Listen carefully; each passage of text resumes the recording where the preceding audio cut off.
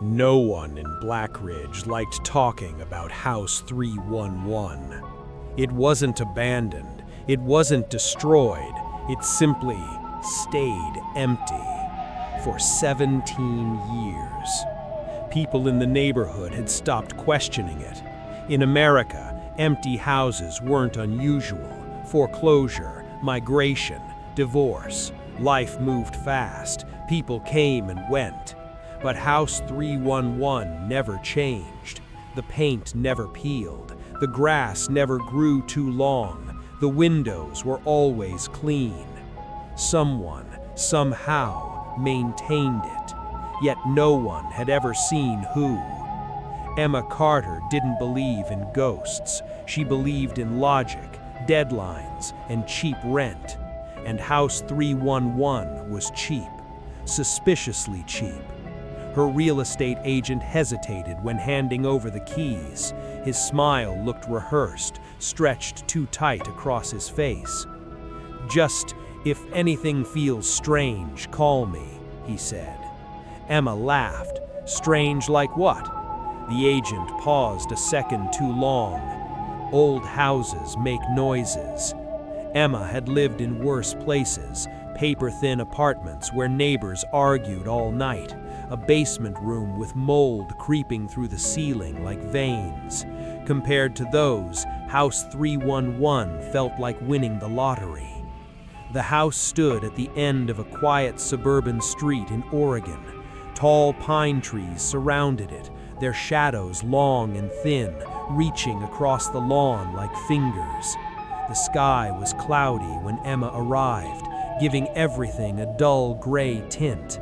She noticed something immediately. The air felt still. Not calm, still, as if the world had been paused. Inside, everything looked normal, too normal.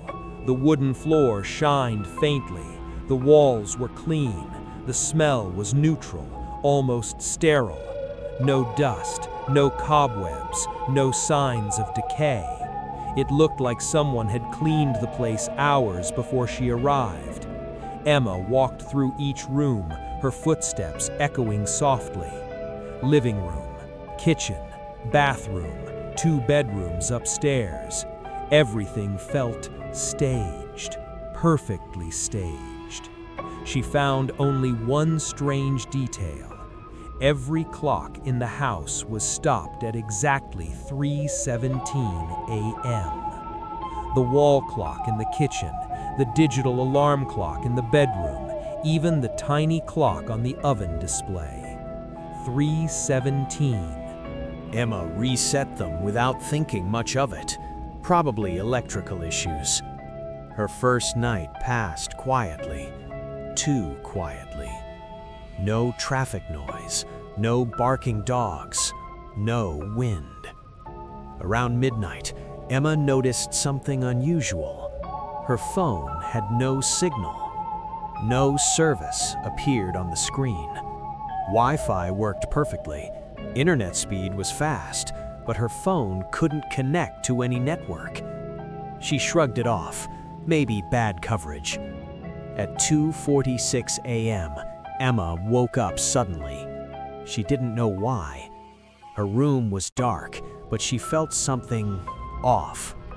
Her digital clock glowed faint blue on the nightstand. 2:46 a.m. She closed her eyes again. Then she heard it. Footsteps. Soft. Slow. Coming from downstairs. Emma froze. She lived alone. The footsteps stopped directly beneath her room.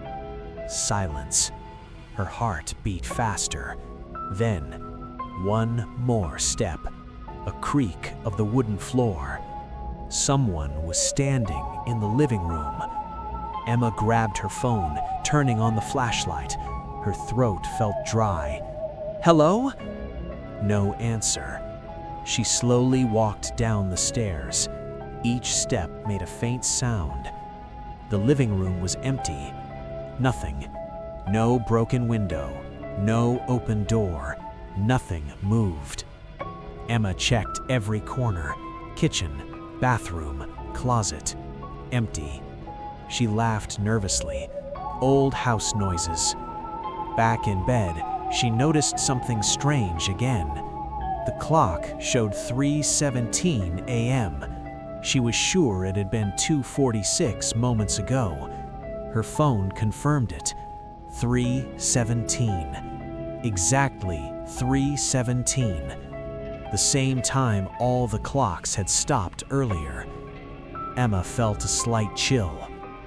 The next morning, she found muddy footprints on the living room floor.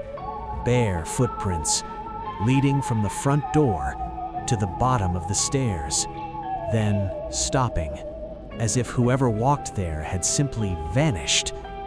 Emma checked the door, still locked, chains still secured, no signs of forced entry. Her logical mind tried to explain. Maybe she stepped on mud yesterday and didn't notice. Maybe she walked barefoot. Maybe. But the footprints were larger than her feet. That evening, her neighbor introduced himself. Mark Thompson, mid-40s, friendly face, slightly nervous eyes. "You moved into 311?"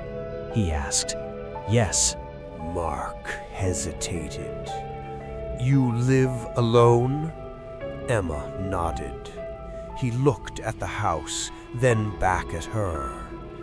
"Just curious, have you noticed anything unusual?"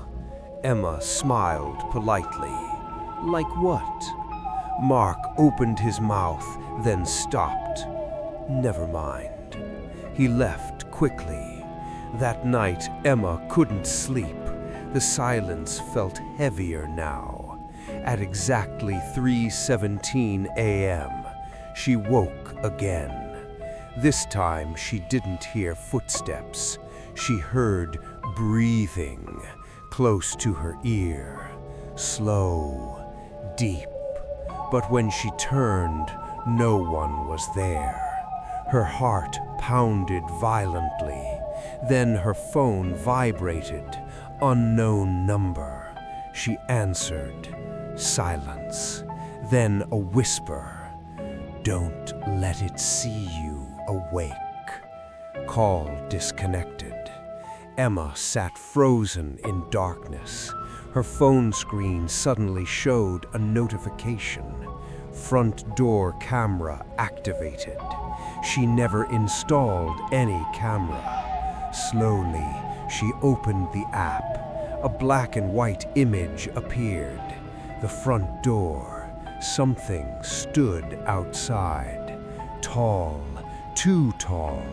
Its head slightly bent to fit within the frame. Not moving, not blinking, just standing, watching. Time on the camera display, 3:17 a.m.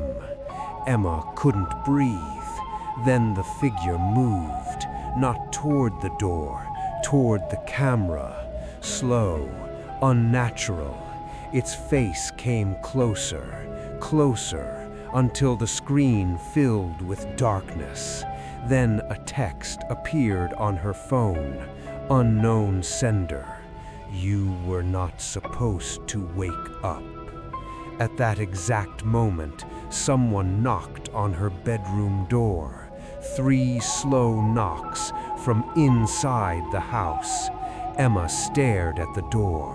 Her body refused to move. Another knock, louder. Then the doorknob slowly turned. The doorknob stopped turning. Silence swallowed the room. Emma stared at the door, unable to breathe. Her fingers tightened around the bedsheet as if the thin fabric could somehow protect her. Another knock. This time, softer, almost polite. Her mind screamed not to answer, but curiosity, fear's closest companion, forced her to speak. Who is it? No response, only the slow sound of something dragging across the floor outside her room. A long, heavy dragging sound, like something wet being pulled across wood. Emma grabbed the nearest object, a lamp, and slowly stepped toward the door. Her heart pounded so loudly she was sure whatever stood outside could hear it. The dragging sound stopped. Right outside, she could see the shadow beneath the door. Two shapes, not feet, not shoes, long, uneven, like something bending the wrong way. Her phone suddenly vibrated again. Unknown message. Do not open the door. Emma stepped back instantly. The handle jerked violently once, then again, then silence. Minutes passed, or hours. Time felt broken inside the house. Eventually, exhaustion pulled her into uneasy sleep. Morning sunlight filled the room. Everything looked normal again. Too normal.